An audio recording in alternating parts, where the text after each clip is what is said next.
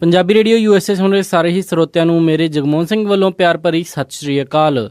ਅੱਜ 14 ਅਗਸਤ ਦਿਨ ਐਤਵਾਰ ਪ੍ਰੋਗਰਾਮ ਲੈ ਕੇ ਹਾਜ਼ਰ ਹਾਂ ਅਪਡੇਟ ਅਮਰੀਕਾ, ਜਿਸ ਦੇ ਵਿੱਚ ਤੁਹਾਨੂੰ ਵਰਲਡ ਨਿਊਜ਼, ਅਮਰੀਕਾ ਦੀਆਂ ਨਿਊਜ਼ ਅਤੇ ਮੌਸਮ ਦੇ ਬਾਰੇ ਜਾਣਕਾਰੀ ਦੇਵਾਂਗੇ। ਖਬਰਾਂ ਦੀ ਸ਼ੁਰੂਆਤ ਕਰਨ ਤੋਂ ਪਹਿਲਾਂ ਅਸੀਂ ਧੰਨਵਾਦ ਕਰਦੇ ਹਾਂ ਆਪਣੇ ਸਪਾਂਸਰਜ਼ ਦਾ, ਜਿਨ੍ਹਾਂ ਨੇ ਅੱਜ ਦੇ ਇਸ ਪ੍ਰੋਗਰਾਮ ਦੇ ਵਿੱਚ ਸਹਿਯੋਗ ਪਾਇਆ। ਅੱਜ ਦੀਆਂ ਖਬਰਾਂ ਦੇ ਸਪਾਂਸਰਜ਼ ਹਨ ਖਾਲਸਾ ਇੰਸ਼ੋਰੈਂਸ ਏਜੰਸੀ ਵਾਲੇ ਸੈਨ ਹੋਜ਼ੇ ਤੋਂ, ਜੋ ਕਿ ਹਰ ਪ੍ਰਕਾਰ ਦੀ ਇੰਸ਼ੋਰੈਂਸ ਕਰਦੇ ਹਨ ਅਤੇ ਕਿਸੇ ਵੀ ਤਰ੍ਹਾਂ ਦੀ ਇੰਸ਼ੋਰੈਂਸ ਦੀ ਜਾਣਕਾਰੀ ਦੇ ਲਈ ਤੁਸੀਂ ਇਹਨਾਂ ਨੂੰ ਕਾਲ ਕਰ ਸਕਦੇ ਹੋ 408-272-2500 ਤੇ।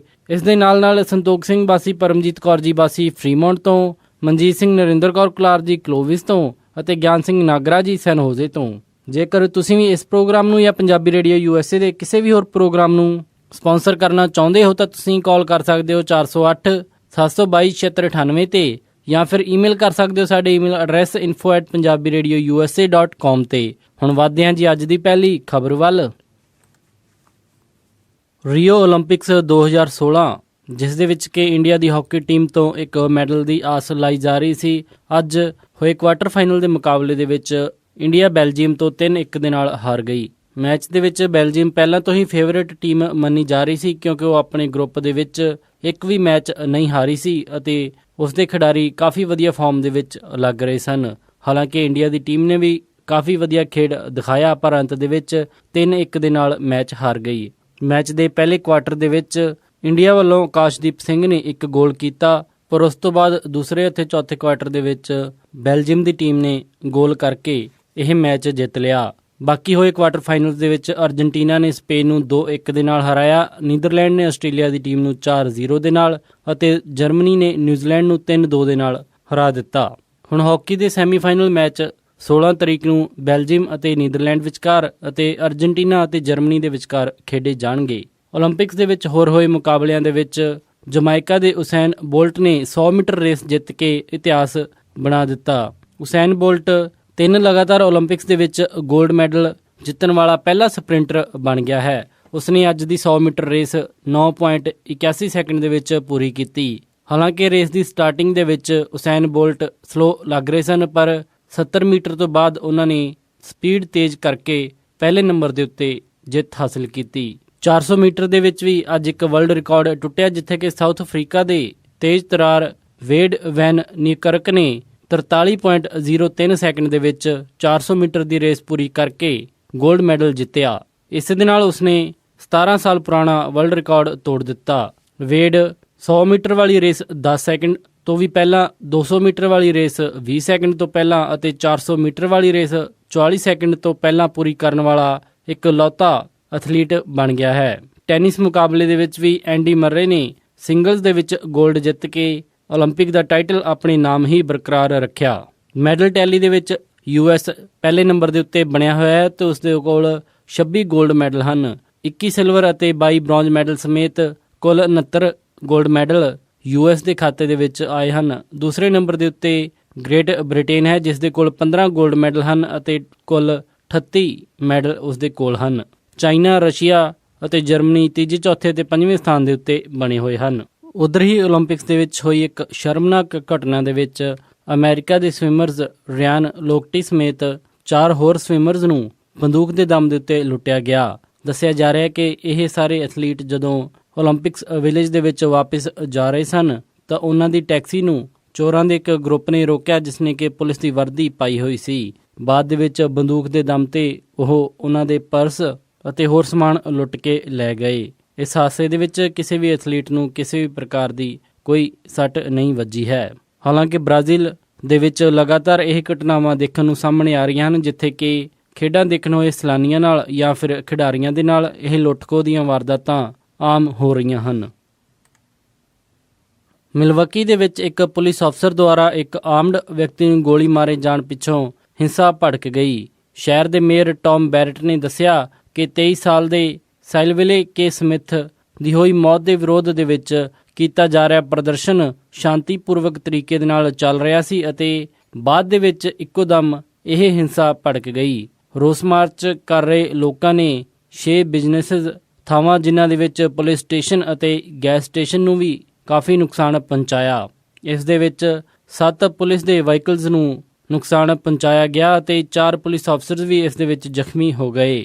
ਇਹ ਘਟਨਾ ਕੱਲ ਦੁਪਹਿਰ ਦੀ ਹੈ, ਜਦੋਂ 2 ਪੁਲਿਸ ਅਫਸਰਸ ਨੇ ਡਰਾਈਵ ਕਰ ਰਹੇ 2 ਲੋਕਾਂ ਨੂੰ ਰੋਕਿਆ ਅਤੇ ਪੁਲਿਸ ਅਫਸਰ ਨੇ ਦੱਸਿਆ ਕਿ ਸਮਿਥ ਦੇ ਕੋਲ ਗਨ ਸੀ ਅਤੇ ਉਹ ਗਨ ਲੈ ਕੇ ਉਸ ਦੇ ਵੱਲ ਵਧ ਰਿਹਾ ਸੀ।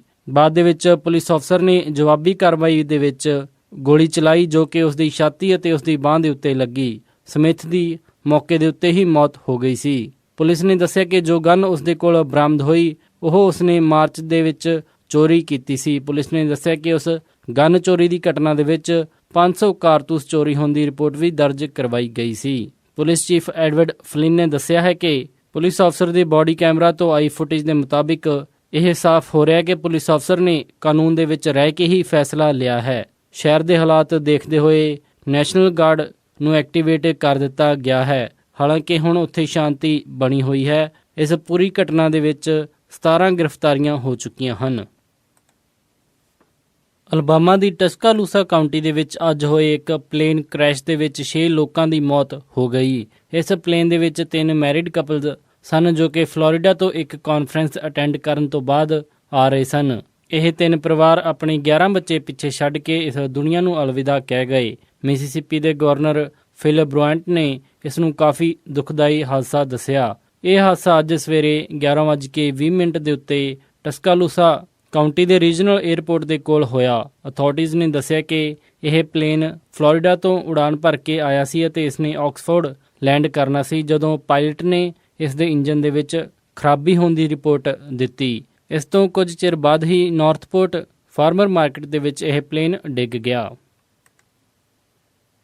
ਲੂਜ਼ੀਆਨਾ ਦੇ ਵਿੱਚ ਆਏ ਵੱਡੇ ਪੱਧਰ ਦੇ ਉੱਤੇ ਹੜ੍ਹ ਕਾਰਨ 4 ਲੋਕਾਂ ਦੀ ਮੌਤ ਹੋ ਗਈ ਹੈ ਅਤੇ ਇਸ ਦੇ ਵਿੱਚ 7000 ਲੋਕਾਂ ਨੂੰ ਬਚਾ ਲਿਆ ਗਿਆ ਹੈ।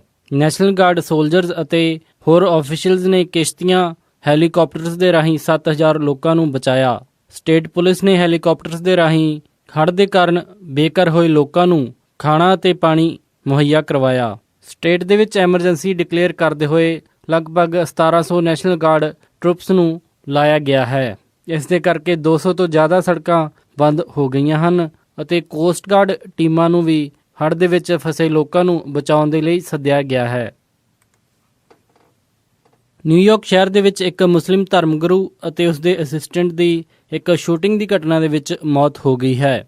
ਇਮਾਮ ਮਲੌਮਾ ਅਕੌਂਜੀ, ਜਿਸ ਦੀ ਕਿ ਉਮਰ 55 ਸਾਲ ਸੀ, ਅਤੇ ਉਸ ਦੇ ਅਸਿਸਟੈਂਟ ਥਾਰਾ ਉਦੀਨ, ਜਿਸ ਦੀ ਕਿ ਉਮਰ 64 ਸਾਲ ਸੀ, ਦੋਨੇ ਹੀ ਬੰਗਲਾਦੇਸ਼ ਤੋਂ US ਦੇ ਵਿੱਚ ਆਏ ਸਨ। ਹਜੇ ਤੱਕ ਹਮਲਾਵਰ ਦੀ ਪਛਾਣ ਨਹੀਂ ਹੋ ਪਾਈ ਹੈ ਤੇ ਪੁਲਿਸ ਇਸ ਮਾਮਲੇ ਦੇ ਵਿੱਚ ਇਨਵੈਸਟੀਗੇਸ਼ਨ ਕਰ ਰਹੀ ਹੈ। ਪੁਲਿਸ ਨੇ ਹਮਲਾਵਰ ਦਾ ਸਕੈਚ ਵੀ ਜਾਰੀ ਕੀਤਾ ਹੈ ਅਤੇ ਇਸ ਦੀ ਜਾਂਚ ਤੇਜ਼ੀ ਦੇ ਨਾਲ ਅੱਗੇ ਵਧਾ ਰਹੀ ਹੈ। ਪੁਲਿਸ ਨੇ ਦੱਸਿਆ ਕਿ ਉਹਨਾਂ ਨੂੰ ਅਜਿਹਾ ਕੋਈ ਕਾਰਨ ਨਹੀਂ ਲੱਗਦਾ ਜਿਸ ਦੇ ਨਾਲ ਇਸ ਮਾਮਲੇ ਨੂੰ ਹੇਟ ਕ੍ਰਾਈਮ ਦੇ ਨਾਲ ਜੋੜ ਕੇ ਦੇਖਿਆ ਜਾ ਸਕੇ। ਉਹਨਾਂ ਨੇ ਦੱਸਿਆ ਕਿ ਇਹ ਹਮਲਾ ਇੱਕ ਰੋਬਰੀ ਦੀ ਘਟਨਾ ਵੀ ਹੋ ਸਕਦੀ ਹੈ, ਕਿਉਂਕਿ ਜਿਸ ਸਮੇਂ ਇਹ ਹਮਲਾ ਹੋਇਆ ਉਸ ਸਮੇਂ ਮੌਲਾਨਾ ਦੇ ਕੋਲ $1000 ਕੈਸ਼ ਸਨ। ਪਰ ਬੰਗਲਾਦੇਸ਼ ਅਮਰੀਕਨ ਕਮਿਊਨਿਟੀ ਲਗਾਤਾਰ ਇਸ ਹਮਲੇ ਨੂੰ ਹੇਟ ਕ੍ਰਾਈਮ ਦੱਸ ਰਹੀ ਹੈ ਅਤੇ ਉਹਨਾਂ ਨੇ ਦੱਸਿਆ ਕਿ ਉਸ ਸਮੇਂ ਇੱਕ ਮਸਜਿਦ ਦੇ ਵਿੱਚ ਆਏ ਸਨ ਜਦੋਂ ਹਮਲਾਵਰ ਨੇ ਪਿੱਛੋਂ ਦੀ ਆ ਕੇ ਉਹਨਾਂ ਦੇ ਉੱਤੇ ਗੋਲੀਆਂ ਚਲਾ ਦਿੱਤੀਆਂ। ਹੁਣੇ ਆਈ ਇੱਕ ਖਬਰ ਦੇ ਮੁਤਾਬਿਕ ਨਿਊਯਾਰਕ ਦੇ JFK 에ਅਰਪੋਰਟ ਦੇ ਉੱਤੇ ਗੋਲੀਆਂ ਚੱਲਣ ਤੋਂ ਬਾਅਦ ਉਸ ਨੂੰ ਤੁਰੰਤ ਖਾਲੀ ਕਰਵਾਇਆ ਗਿਆ ਹੈ। ਪੁਲਿਸ ਟਰਮੀਨਲ ਦੇ ਅੰਦਰ ਹੋਈ ਇਸ ਗੋਲੀਬਾਰੀ ਦੀ ਘਟਨਾ ਦੀ ਜਾਂਚ ਕਰ ਰਹੀ ਹੈ। ਦੱਸਿਆ ਜਾ ਰਿਹਾ ਕਿ JFK ਦੇ ਟਰਮੀਨਲ 8 ਦੇ ਉੱਤੇ ਹੋਈ ਗੋਲੀਬਾਰੀ ਦੀ ਘਟਨਾ ਤੋਂ ਬਾਅਦ ਉਸ ਨੂੰ ਖਾਲੀ ਕਰਵਾਇਆ ਜਾ ਰਿਹਾ ਹੈ। ਹਜੇ ਇਸ ਦੇ ਉੱਤੇ ਕੋਈ ਹੋਰ ਜਾਣਕਾਰੀ ਸਾਂਝੀ ਨਹੀਂ ਕੀਤੀ ਗਈ। ਇਹ ਸਨ ਅੱਜ ਦੀਆਂ ਕੁਝ ਖਾਸ ਖਬਰਾਂ ਤੇ ਹੁਣ ਵਧਦੇ ਹਾਂ ਜੀ ਮੌਸਮ ਦੀ ਜਾਣਕਾਰੀ ਦੇ ਵੱਲ। ਸੋਮਵਾਰ ਨੂੰ ਸੈਨ ਹੋਜ਼ੇ ਦੇ ਵਿੱਚ ਹਾਈ ਟੈਂਪਰੇਚਰ ਰਹੇਗਾ 81 ਡਿਗਰੀ ਅਤੇ ਰਾਤ ਨੂੰ ਲੋ ਟੈਂਪਰੇਚਰ 57 ਡਿਗਰੀ। ਸੈਨ ਫਰਾਂਸਿਸਕੋ ਦੇ ਵਿੱਚ 63 ਡਿਗਰੀ ਹਾਈ ਅਤੇ ਰਾਤ ਨੂੰ 54 ਡਿਗਰੀ ਲੋ। ਸੈਕਰਾਮੈਂਟੋ ਦੇ ਵਿੱਚ 95 ਡਿਗਰੀ ਹਾਈ ਅਤੇ ਰਾਤ ਨੂੰ 58 ਡਿਗਰੀ ਲੋ। ਯੂਬਾ ਸਿਟੀ ਦੇ ਵਿੱਚ 98 ਡਿਗਰੀ ਹਾਈ ਅਤੇ ਰਾਤ ਨੂੰ 60 ਡਿਗਰੀ ਲੋ। ਸਟਾਕਟਨ ਦੇ ਵਿੱਚ 96 ਡਿਗਰੀ ਹਾਈ ਅਤੇ ਰਾਤ ਨੂੰ 58 ਡਿਗਰੀ ਲੋ। ਟ੍ਰੇਸੀ ਦੇ ਵਿੱਚ 97 ਡਿਗਰੀ ਹਾਈ ਅਤੇ ਰਾਤ ਨੂੰ 60 ਡਿਗਰੀ ਲੋ। ਮੋਡੈਸਟੋ ਦੇ ਵਿੱਚ 98 ਡਿਗਰੀ ਹਾਈ ਅਤੇ ਰਾਤ ਨੂੰ 62 ਡਿਗਰੀ ਲੋ। ਫ੍ਰੈਜ਼ਨੋ ਦੇ ਵਿੱਚ 103 ਡਿਗਰੀ ਹਾਈ ਅਤੇ ਰਾਤ ਨੂੰ 66 ਡਿਗਰੀ ਲੋ। ਬੇਕਰਫੀਲਡ ਦੇ ਵਿੱਚ 105 ਡਿਗਰੀ ਹਾਈ ਅਤੇ ਰਾਤ ਨੂੰ 72 ਡਿਗਰੀ ਲੋ। ਲਾਸ ਐਂਜਲਸ ਦੇ ਵਿੱਚ 88 ਡਿਗਰੀ ਹਾਈ ਅਤੇ ਰਾਤ ਨੂੰ 65 ਡਿਗਰੀ ਲੋ। ਟਰਕੀ ਦੇ ਵਿੱਚ 84 ਡਿਗਰੀ ਹਾਈ ਅਤੇ ਰਾਤ ਨੂੰ 43 ਡਿਗਰੀ ਲੋ। ਸਾਊਥ ਲੇਕ ਟਾਹੋ ਦੇ ਵਿੱਚ 82 ਡਿਗਰੀ ਹਾਈ ਅਤੇ ਰਾਤ ਨੂੰ 43 ਡਿਗਰੀ ਲੋ। ਪੋਰਟਲੈਂਡ ਓਰੇਗਨ ਦੇ ਵਿੱਚ 86 ਡਿਗਰੀ ਹਾਈ ਅਤੇ ਰਾਤ ਨੂੰ 58 ਡਿਗਰੀ ਲੋ। ਸੈਟਲ ਦੇ ਵਿੱਚ 75 ਡਿਗਰੀ ਹਾਈ ਅਤੇ ਰਾਤ ਨੂੰ 59 ਡਿਗਰੀ ਲੋ। ਫਲੈਗਸਟੈਫ ਐਰੀਜ਼ੋਨਾ ਦੇ ਵਿੱਚ 80 ਡਿਗਰੀ ਹਾਈ ਅਤੇ ਰਾਤ ਨੂੰ 51 ਡਿਗਰੀ ਲੋ। ਸਾਲਟ ਲੇਕ ਸਿਟੀ ਯੂਟਾ ਦੇ ਵਿੱਚ 97 ਡਿਗਰੀ ਹਾਈ ਅਤੇ ਰਾਤ ਨੂੰ 68 ਡਿਗਰੀ ਲੋ। ਸ਼ਿਕਾਗੋ ਦੇ ਵਿੱਚ 78 ਡਿਗਰੀ ਹਾਈ ਅਤੇ ਰਾਤ ਨੂੰ 70 ਡਿਗਰੀ ਲੋ। ਨਿਊਯਾਰਕ ਦੇ ਵਿੱਚ 91 ਡਿਗਰੀ ਹਾਈ ਅਤੇ ਰਾਤ ਨੂੰ 78 ਡਿਗਰੀ ਲੋ। ਕੈਨੇਡਾ ਟੋਰਾਂਟੋ ਦੇ ਵਿੱਚ 27 ਡਿਗਰੀ ਸੈਲਸੀਅਸ ਹਾਈ ਅਤੇ ਰਾਤ ਨੂੰ 19 ਡਿਗਰੀ ਸੈਲਸੀਅਸ ਲੋ। ਵਿਨੀਪੈਗ ਦੇ ਵਿੱਚ 29 ਡਿਗਰੀ ਸੈਲਸੀਅਸ ਹਾਈ ਅਤੇ ਰਾਤ ਨੂੰ 16 ਡਿਗਰੀ ਸੈਲਸੀਅਸ ਲੋ। ਕੈਲਗਰੀ ਦੇ ਵਿੱਚ 25 ਡਿਗਰੀ ਸੈਲਸੀਅਸ ਹਾਈ ਅਤੇ ਰਾਤ ਨੂੰ 14 ਡਿਗਰੀ ਸੈਲਸੀਅਸ ਲੋ। ਵੈਨਕੂਵਰ ਦੇ ਵਿੱਚ 23 ਡਿਗਰੀ ਸੈਲਸੀਅਸ ਹਾਈ ਅਤੇ ਰਾਤ ਨੂੰ 14 ਡਿਗਰੀ ਸੈਲਸੀਅਸ ਲੋ। ਪੰਜਾਬ ਅੰਮ੍ਰਿਤਸਰ ਦੇ ਵਿੱਚ 35 ਡਿਗਰੀ ਸੈਲਸੀਅਸ ਹਾਈ ਅਤੇ ਰਾਤ ਨੂੰ 26 ਡਿਗਰੀ ਸੈਲਸੀਅਸ ਲੋ। ਮੈਲਬਨ ਆਸਟ੍ਰੇਲੀਆ ਦੇ ਵਿੱਚ 17 ਡਿਗਰੀ ਸੈਲਸੀਅਸ ਹਾਈ ਅਤੇ ਰਾਤ ਨੂੰ 10 ਡਿਗਰੀ ਸੈਲਸੀਅਸ ਲੋ। ਲੰਡਨ ਦੇ ਵਿੱਚ 22 ਡਿਗਰੀ ਸੈਲਸੀਅਸ ਹਾਈ ਅਤੇ ਰਾਤ ਨੂੰ 12 ਡਿਗਰੀ ਸੈਲਸੀਅਸ ਲੋ। ਬਰਲਿਨ ਦੇ ਵਿੱਚ 21 ਡਿਗਰੀ ਸੈਲਸੀਅਸ ਹਾਈ ਅਤੇ ਰਾਤ ਨੂੰ 10 ਡਿਗਰੀ ਸੈਲਸੀਅਸ ਲੋ। ਅਤੇ ਫਰਾਂਸ ਪੈਰਿਸ ਦੇ ਵਿੱਚ 28 ਡਿਗਰੀ ਸੈਲਸੀਅਸ ਹਾਈ ਅਤੇ ਰਾਤ ਨੂੰ 16 ਡਿਗਰੀ ਸੈਲਸੀਅਸ ਲੋ ਰਹੇਗਾ ਜੀ। ਇਹ ਸੀ ਜੀ ਮੌਸਮ ਦੀ ਜਾਣਕਾਰੀ। ਤੇ ਅੱਜ ਵੀਕਐਂਡ ਹੋਣ ਕਾਰਨ ਸਟਾਕ ਮਾਰਕੀਟ ਬੰਦ ਰਹੀ। ਅਗਲੀ ਸਟਾਕ ਮਾਰਕੀਟ ਦੀ ਇਨਫੋਰਮੇਸ਼ਨ ਦਵਾਂਗੇ ਜੀ ਸੋਮਵਾਰ ਦੇ ਅੰਕ ਵਿੱਚ। ਇਸੇ ਦੇ ਨਾਲ ਅੱਜ ਦਾ ਇਹ ਪ੍ਰੋਗਰਾਮ ਇੱਥੇ ਹੀ ਸਮਾਪਤ ਕਰਦੇ ਹਾਂ ਜੀ। ਇਜਾਜ਼ਤ ਦਿਓ। ਉਮੀਦ ਹੈ ਕਿ ਤੁਹਾਨੂੰ ਅੱਜ ਦਾ ਇਹ ਪ੍ਰੋਗਰਾਮ ਪਸੰਦ ਆਇਆ ਹੋਵੇਗਾ। ਕਿਸੇ ਵੀ ਤਰ੍ਹਾਂ ਦੇ ਫੀਡਬੈਕ ਦੇ ਲਈ ਤੁਸੀਂ ਸਾਨੂੰ ਕਾਲ ਕਰ ਸਕਦੇ ਹੋ 408 272 5200 ਤੇ ਜਾਂ ਫਿਰ ਈਮੇਲ ਕਰ ਸਕਦੇ ਹੋ ਸਾਡੇ ਈਮੇਲ ਐਡਰੈਸ info@punjabiradiousa.com ਤੇ। ਇੱਕ ਵਾਰੀ ਫਿਰ ਸਾਰੇ ਹੀ ਸਪਾਂਸਰਸ ਦਾ ਬਹੁਤ ਬਹੁਤ ਧੰਨਵਾਦ। ਮਿਲਦੇ ਹਾਂ ਜੀ ਅਪਡੇਟ ਅਮਰੀਕਾ ਦੇ ਅਗਲੇ ਅੰਕ ਵਿੱਚ। ਤਦ ਤੱਕ ਲਈ ਸਾਰਿਆਂ ਨੂੰ ਪਿਆਰ ਅਤੇ ਸਤਿਕਾਰ ਭਰੀ ਨਿੱਘੀ ਜਿਹੀ ਸਤਿ ਸ਼੍ਰੀ ਅਕਾਲ। ਸੁਣਦੇ ਰਹੋ ਜੀ ਪੰਜਾਬੀ ਰੇਡੀਓ USA।